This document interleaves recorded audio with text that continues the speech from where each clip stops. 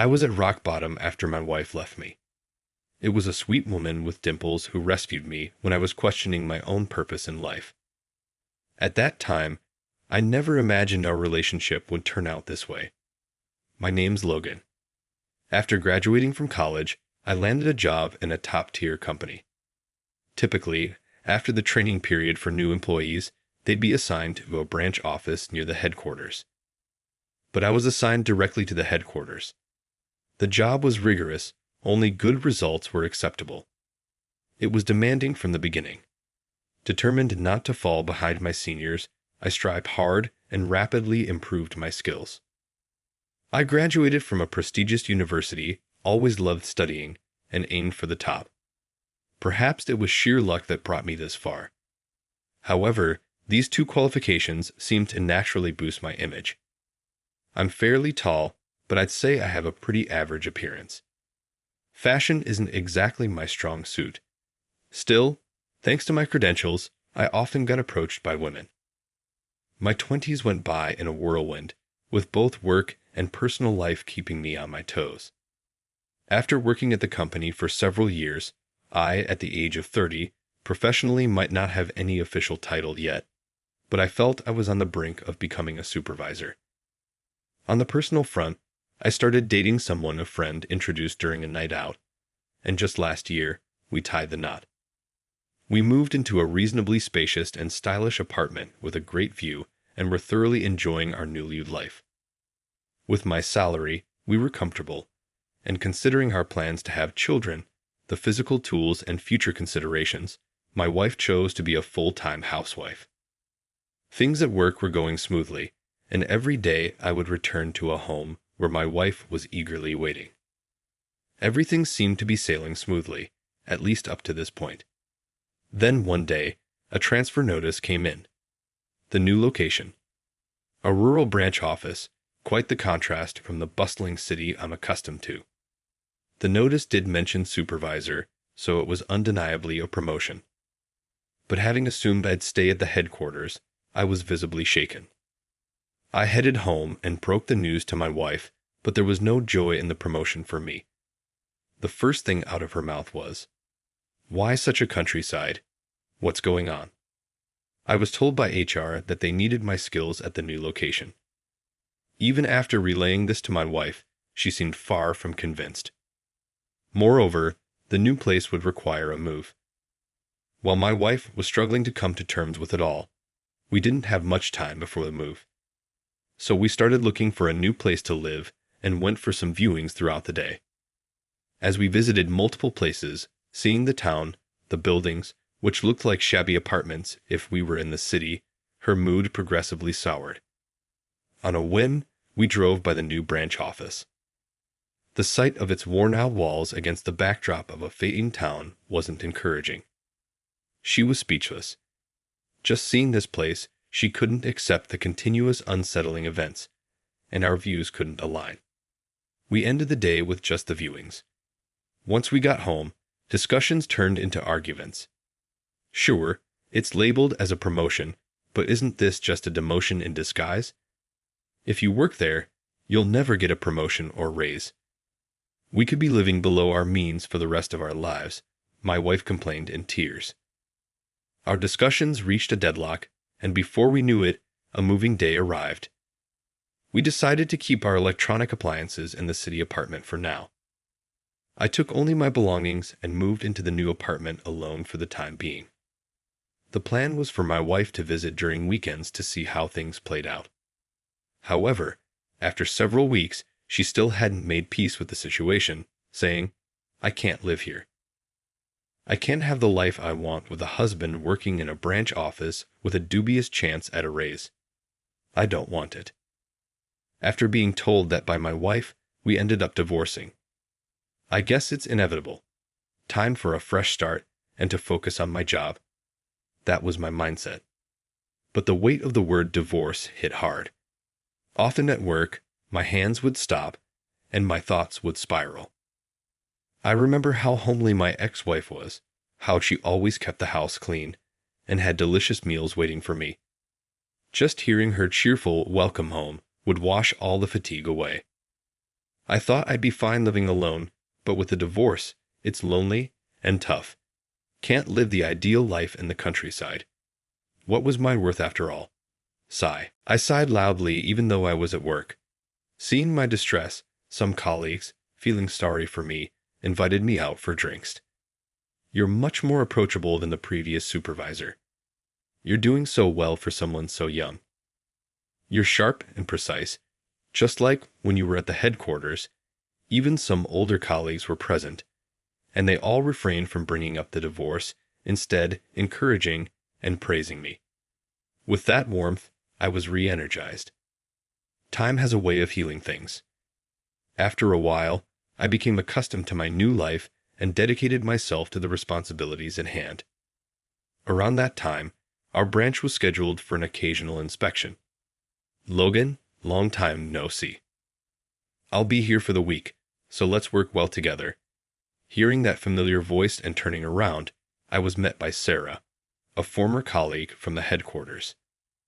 Though Sarah is younger than me, her fearless determination is well recognized, making her an adept career woman, especially in the field of inspections. She has the demanding task of traveling to branches nationwide, constantly on the move. Still, Sarah never complains and takes on her duties with unwavering stamina. I've always held her in high regard. Sarah, have you been well? I couldn't help but feel a sense of camaraderie. My voice grew louder with happiness. Oh, my apologies. I should address you as Miss Connor here, right? Given our current positions, Sarah now held a higher position than I did. After straightening up, I greeted her again, to which she replied with a playful chuckle, "Don't be so formal." She then nudged me with her elbow, just like she used to. When Sarah laughs, adorable dimples form on her cheeks. When it comes to inspections, everyone tends to get a bit tense. But thanks to Sarah's charming demeanor, the atmosphere always settles into a comfortable state, allowing everyone to work as usual. It's quite remarkable. Then that night, I decided to go out to dinner with Sarah. She was staying at a hotel nearby, and since she was planning on dining out, she asked for restaurant recommendations. Even though it was just the two of us having a meal, our conversation was mostly about work. In such a relaxed setting, we could discuss matters we wouldn't have time for at the office, making the time fly by fruitfully. As our meal and conversation neared its end, I noticed Sarah glancing at her watch. "I'm sorry, we've been here quite a while, haven't we? We should probably head out. Your wife might be getting worried," said Sarah as she began to prepare to leave. Seeing the look on my face, she tilted her head in confusion. Well, the thing is, I then shared with her that I had gotten divorced. I went into the reasons as well, and as I spoke, Sarah listened attentively, nodding from time to time. She then casually remarked, "You know, with your capabilities, I'd expect you to be back at the main office soon." Surprised by her candid statement, I asked, "What do you mean?" Sarah responded, "It's probably a temporary placement. Once you've turned this branch around, I bet they'll want you back at headquarters." Her tone made it sound like a given. I was curious about where she had gotten such information. Sarah chuckled and said, "Don't underestimate a woman's network." I was all yours, completely absorbed in the conversation. The distance from the city hustle, the divorce, and even though my duties might have been lighter than at the headquarters, perhaps my spirits had been down without me realizing. I had perhaps underestimated myself. Seeing this, Sarah laughed and said, "Do you even realize how talented you are? Your skills are well known at the headquarters, and of course, I'm aware too." She ended on her usual cheerful note, "You better keep up the good work," and gave me a pat on the shoulder. The pain throbbed, but it rekindled my spirit completely. I'll return to the main office someday. With that resolve, I worked even harder. Time flew by, and before I knew it, I was 35. "Thank you, sir," one colleague said. "I'll miss you. I hope to be just like you someday." I received a large bouquet and shook hands with everyone in my department. I worked exceptionally hard as a supervisor, leading our team to great success.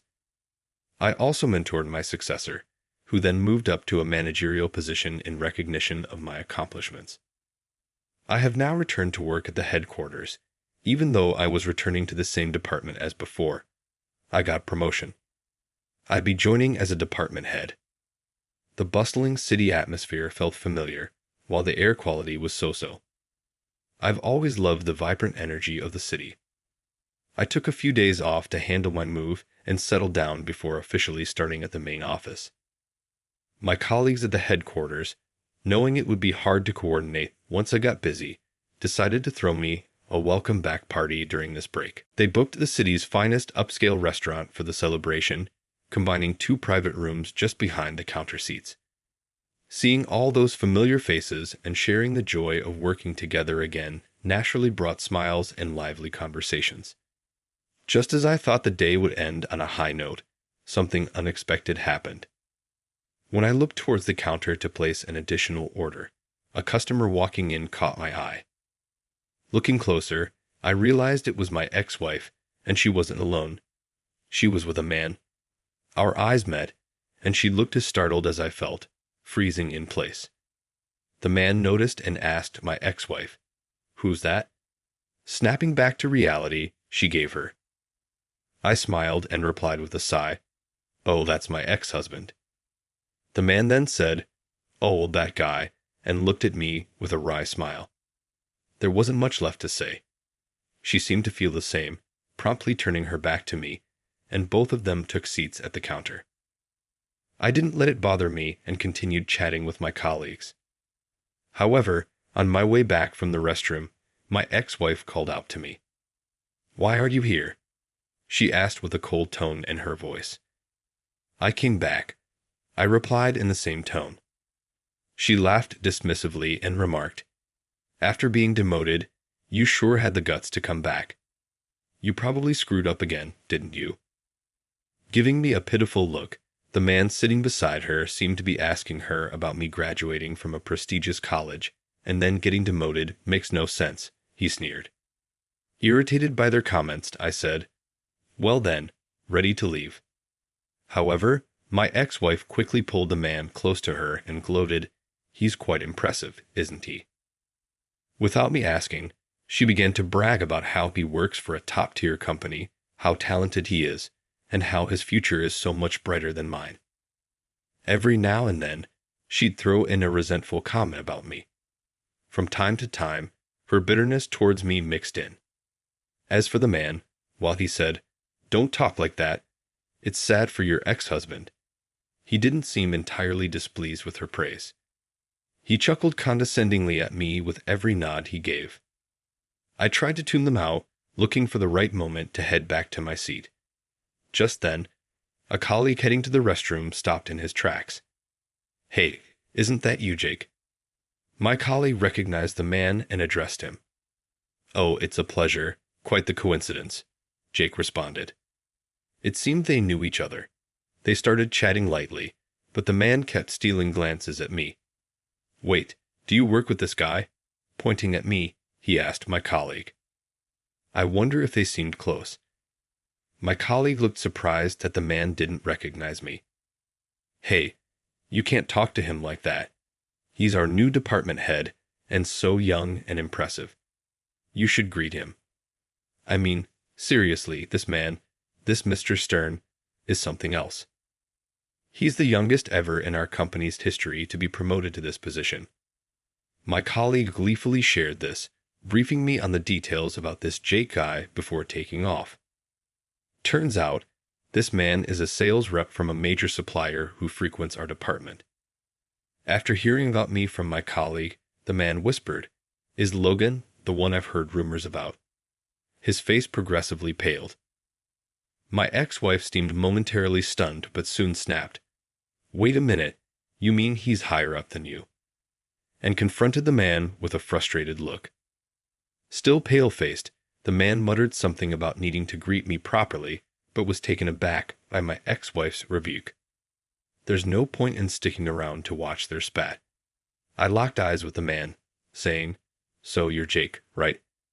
"I'll remember that," with a pleasant smile, then made my way back to my seat. Yet, I could still hear voices from behind. Glancing towards the bar seats, my ex-wife and the man seemed to be having an ongoing dispute.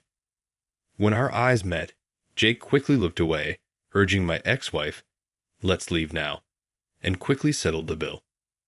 With a face portraying sheer frustration, my ex-wife gave me one last glance, then slammed the door on her way out. Soon after, I returned to my dream position at the company's headquarters. From day one, with a hectic schedule, I felt that old buzz, making me even more passionate about my job. Sometime later, I bumped into Jake at work. He immediately approached me, deeply bowing, apologizing for his rudeness that day. I told him I don't mind at all anymore, but given his sincere regret, I offered, "Want to grab some coffee?"